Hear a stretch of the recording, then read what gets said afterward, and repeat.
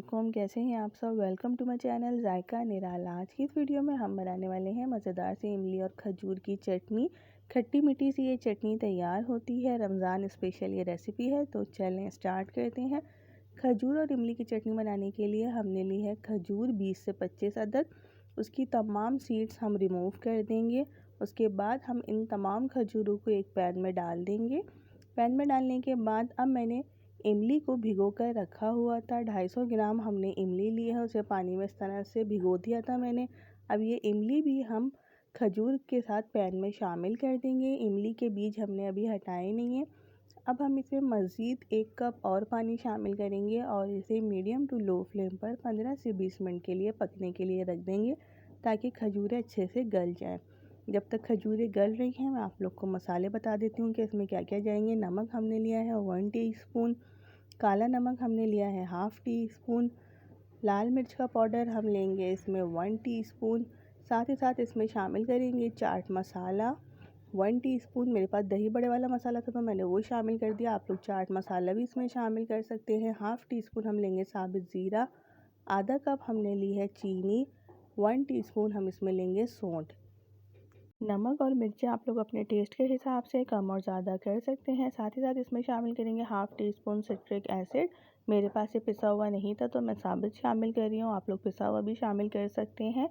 Citric acid शामिल करने से किसी भी चीज़ की शेल्फ़ लाइफ बढ़ जाती है। जैसे कि टोमेटो केचप में शामिल करें या फिर चटनियों वगैरह में, तो 1 से 1.5 महीने तक चटनियाँ या केचप वगैरह ख़राब नहीं होती हैं। अब इन तमाम मसालों को भी हमने इसमें शामिल कर दिया है। इसे पकने देंगे 15 से 20 मिनट तक। अगर आप लोगों ने मेरा चैनल अभी तक सब्सक्राइब नहीं किया है तो काइंडली मेरे चैनल को सब्सक्राइब कर दीजिए और साइड में बेल का आइकॉन होगा, उसको ज़रूर प्रेस कर दीजिएगा। बेल का आइकॉन प्रेस करने से आपको आने वाली हर नई वीडियो का नोटिफिकेशन सबसे पहले मिल जाएगा। चटनी हमारी ये पक गई थी, तो अब हम इसे स्ट्रेनर में डाल के छान लेंगे, ताकि इसकी जो भी सीड्स वगैरह हैं वो हम रिमूव कर सकें। अब हम इसे अच्छी तरह से छान लेंगे, ताकि खजूर के छिलके वगैरह और जो इमली के बीज वगैरह हैं वो इसमें ना आए। अगर मेरी वीडियोस आप लोगों को पसंद आती हैं तो आप लोग इसे लाइक एंड शेयर ज़रूर किया कीजिए अपनी फ्रेंड्स एंड फैमिली मेम्बर्स के साथ।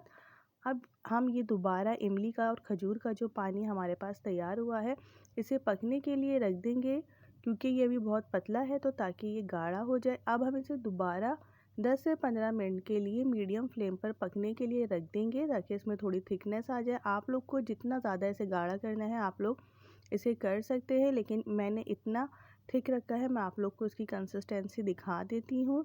इतनी कंसिस्टेंसी इसकी ठीक रहती है। अगर आप लोगों ने इसे थोड़ा पतला रखना है तो इसे पतला भी कर सकते हैं। ये चटनी आप लोग चाट के साथ, रोल, समोसे के साथ, कबाबों के साथ सर्व कर सकते हैं। बहुत ही मज़ेदार सी ये खट्टी मीठी सी चटनी तैयार होती है।